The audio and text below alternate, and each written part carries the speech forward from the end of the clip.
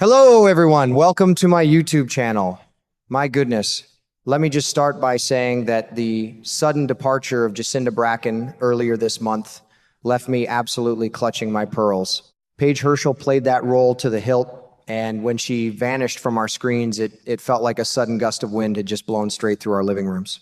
We all know that in the world of soap operas, a departure is rarely just a simple goodbye, but the way she left had my head spinning for days. I was sitting there watching, just completely taken aback by how quickly everything unraveled for her. One minute she was trying to secure her place in a wealthy family, and the next, she was being shown the door in the most unceremonious way possible.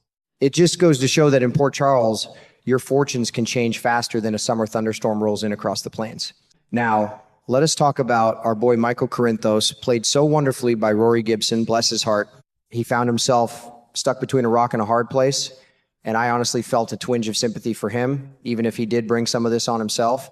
Michael was facing the ultimate dilemma that no father ever wants to face. If he did not completely cut ties with his girlfriend, he was staring down the barrel of losing access to his precious little boy. After all those agonizing years of fighting tooth and nail for custody of Wiley, the very thought of losing his son again must have chilled him right to the bone. Any mother or grandmother watching knows exactly how fierce that protective instinct is. You will do absolutely anything to keep your child safe and close to home. Michael knew deep down that keeping Jacinda around was a luxury he simply could not afford if it meant sacrificing his relationship with his boy. But heavens to Betsy, we cannot ignore the wicked deed that brought this whole house of cards tumbling down. Jacinda went and did the unthinkable by poisoning sweet Willow Kane. When I saw that unfold, I just shook my head in pure disbelief. Poisoning someone is such a classic, underhanded soap opera move, but it never fails to shock the senses when it happens to someone as gentle as Willow. Naturally, Willow did exactly what any sensible woman in her shoes would do, and marched straight down to the courthouse to get a restraining order. You cannot blame the poor girl for wanting to build a fortress around herself and her family after a stunt like that. Caitlin McMullen has been playing Willow with such quiet strength lately, and seeing her take a firm stand against Jacinda's madness was a proud moment for those of us who have been rooting for her safety and happiness. So, with the restraining order in place and the threat of losing Wiley hanging over his head like a dark cloud, Michael had to drop the hammer. But oh honey, the way he handled that breakup left a bitter taste in my mouth. He could have shown a little bit of grace, but instead, he treated the whole affair like a bad business transaction. He kicked her out, plain and simple. And to add insult to injury, he handed her an envelope stuffed full of cash and basically told her to hit the road and move on with her life. I watched that scene and thought, well, that is just cold as ice. You do not just pay off human emotions like you were settling a tab at the diner. It was a harsh reminder of how ruthless the wealthy families in Port Charles can be when their backs are against the wall and they need to clean up a mess quickly. I can only imagine the sheer heartbreak and burning humiliation Jacinda must have felt in that moment. She was a woman who had spent years hustling and conning rich men, trying to find a shortcut to the good life. But with Michael, it really seemed like she was trying to genuinely settle down and hang up her grifter shoes. To be tossed out like yesterday's trash, handed an envelope of money as if her feelings meant absolutely nothing, had to be a devastating blow to her pride. That former con artist inside her probably flared up with a fiery vengeance. When you wound a woman who already knows how to play dirty, you are just asking for a world of trouble down the line. I just know she walked away from that encounter with a heart full of resentment and a mind racing with thoughts of how she might settle the score when the time is right. The brilliant writers over at General Hospital certainly know what they are doing, because they left the door to Jacinda's return wide open, practically inviting the breeze to blow her back into town. They did not give her a tragic final ending. They just let her slip away into the shadows, envelope of cash in hand.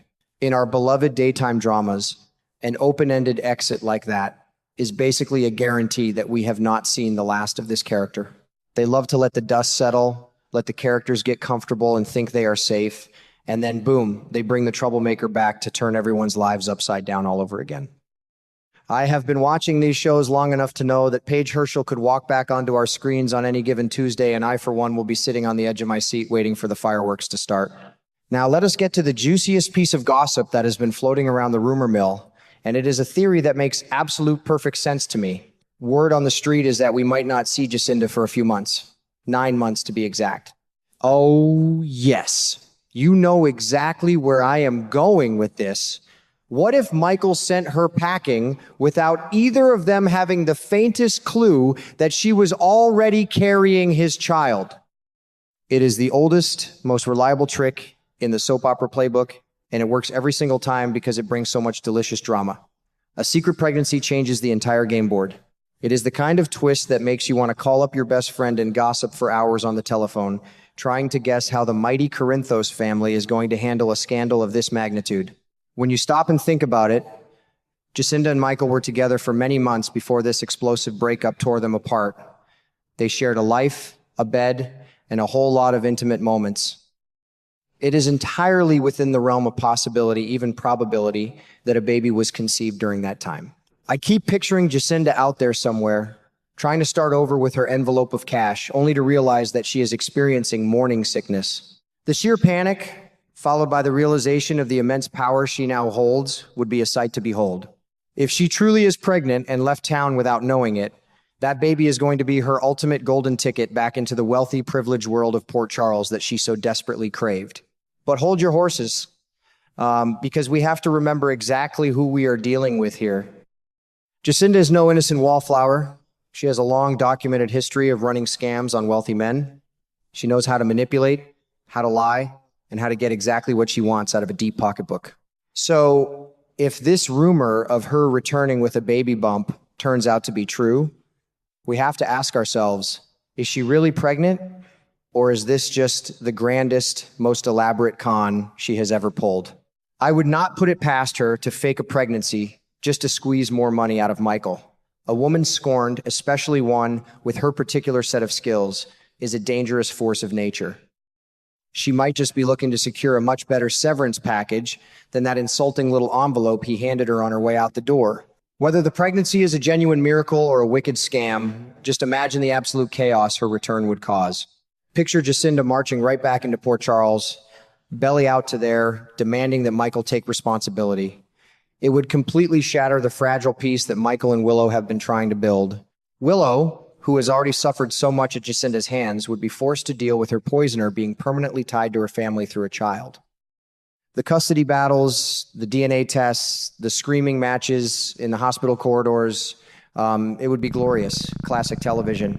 Michael would have to face the music and realize that you cannot just buy your way out of every mistake you make.